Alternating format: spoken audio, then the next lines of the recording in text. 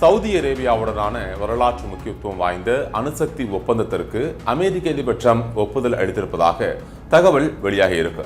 இந்த ஒப்பந்தத்தின் மூலம் சவுதி அரேபியா தனது நாட்டிலேயே யுரேனியத்தை செறிவிட்ட வாய்ப்பு ஏற்பட்டிருக்கு. இதனால மத்திய கிழக்குல புதிய அணு ஆயுத போட்டி உருவாகும் அபாயம் குறித்து சர்வதேச நிபுணர்கள் கவலை தெரிவிச்சிருக்கிறாங்க.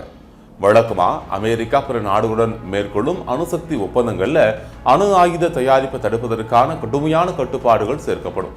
ஆனா சவுதியுடனான இந்த புதிய ஒப்பந்தத்துல அத்தகைய பாதுகாப்பு அம்சங்கள் தவிர்க்கப்பட்டிருக்குது. அணு ஆயுதம் தயாரிக்க தேவையான யுரேனியம் செறிவூட்டல் மற்றும் பயன்பாடு முடிந்த அணு எரிபொருளை மறுசுழற்சி செய்தல் போன்ற பணிகளுக்கு தடை விதிக்கும் கோல்டு ஸ்டாண்டர்ட் பாதுகாப்பு அம்சம் இந்த ஒப்பந்தத்தில் இல்லை. சர்வதேச அணுசக்தி முகமையின் கூடுதல் நடைமுறை எனும் தீவிர கண்காணிப்பு விதிமுறைகளில் இருந்து விலக்கப்பட்டிருக்குது. இதன் மூலம் ஐநா அணுசக்தி அமைப்பு சவுதியின் அணு உலைகளை திடீர் சோதனைகளை மேற்கொள்ள முடியாது. இதற்கு பதிலாக அமெரிக்காவும் சவுதியும் மட்டுமே பரஸ்பரம் கண்காணிப்பை மேற்கொள்ளும். அமெரிக்காவின் ட்ரம்ப் அரசு மத்திய கிழக்கு தனது கண்ட்ரோலை வைத்திருக்க விரும்புது. இதன் காரணமா அங்கு சவுதி அரேபியாவுடன் அமெரிக்கா தொடர்ச்சியான நல்லுறவை கடைபிடிச்சிட்டு வருது. இந்த சூழலில் தான் சவுதி அரேபியாவுடனான முக்கியமான அணுசக்தி ஒப்பந்தத்திற்கு அமெரிக்க அதிபர் ட்ரம்ப் ஒப்புதல் அளித்ததா கூறப்படுது. இந்த ஒப்பந்தம் 30 ஆண்டுகள் செல்லுபடியாகும். இந்த ஒப்பந்தத்தை அடுத்த சில நாட்களில் அமெரிக்க நாடாளுமன்றத்தின் ஒப்புதலுக்காக ட்ரம்ப் நிர்வாகம் தாக்கல் செய்ய இருக்குது.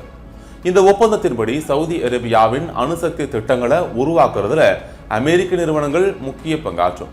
இதன் மூலம் பிற நாடுகளின் நிறுவனங்களுக்கு வாய்ப்பு குறையும் என்றும் கூறப்படுது. அமெரிக்க எரிசக்தி அமைச்சர் கிறிஸ் ரைட் மற்றும் சவுதி எரிசக்தி அமைச்சர் இளவரசர் அப்துல் அசீஸ் பின் சல்மான் கையெழுத்திட்டிருக்கக்கூடிய 123 ஒப்பந்தம் என்ற முக்கியமான இந்த அணுசக்தி ஒத்துழைப்பு ஒப்பந்தம் விரைவில் அமெரிக்க நாடாளுமன்றத்தில் தாக்கல் செய்யப்பட இருக்குது. இதுவரை அமெரிக்கா பிற நாடுகளுடன் மேற்கொண்ட அணுசக்தி ஒப்பந்தங்கள்ல அணுசக்தி திட்டங்கள் அணு ஆயுத தயாரிப்புக்கு பயன்படுத்தாத வகையில கடுமையான பாதுகாப்பு விதிமுறைகள் இடம்பெற்றிருக்கும்.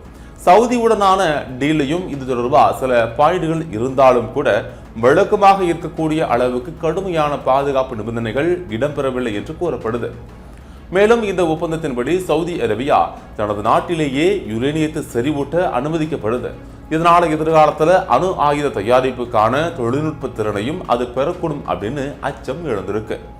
ஈரான் இப்போது யுரேனியத்தை செறிவூட்டுவதாலேயே அமெரிக்கா தாக்குதலை ஆரம்பித்திருந்தது இங்கு குறிப்பிடத்தக்கது. இப்போது அமெரிக்கா சவுதி இடையே நல்லுறவு இருந்தாலும் கூட அவர்கள் நாட்டிலேயே யுரேனியத்தை செறிவூட்ட அனுமதிப்பது சர்வதேச அணு ஆயுத பரவல் தடுப்பு முயற்சிகளுக்கு பின்னடைவை ஏற்படுத்தலாம் என ஆய்வாளர்கள் எச்சரிக்கிறாங்க. எனவே ஈரான் சவுதி இடையிலான மோதல் அதிகரித்தும் வருது.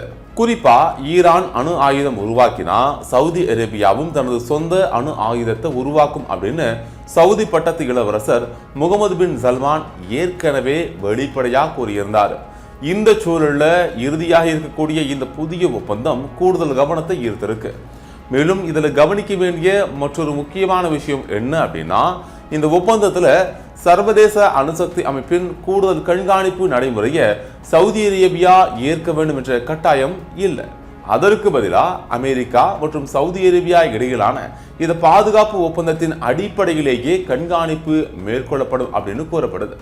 இதனால அணுசக்தி திட்டத்தின் வெளிப்படைத்தன்மை மற்றும் சர்வதேச கண்காணிப்பு குறித்த கேள்விகள் எழுந்திருக்குது. எனவே இந்த ஒப்பந்தம் வரும் நாட்களில் மிகப்பெரிய சர்ச்சையை ஏற்படுத்தும் என்றே தெரியுது.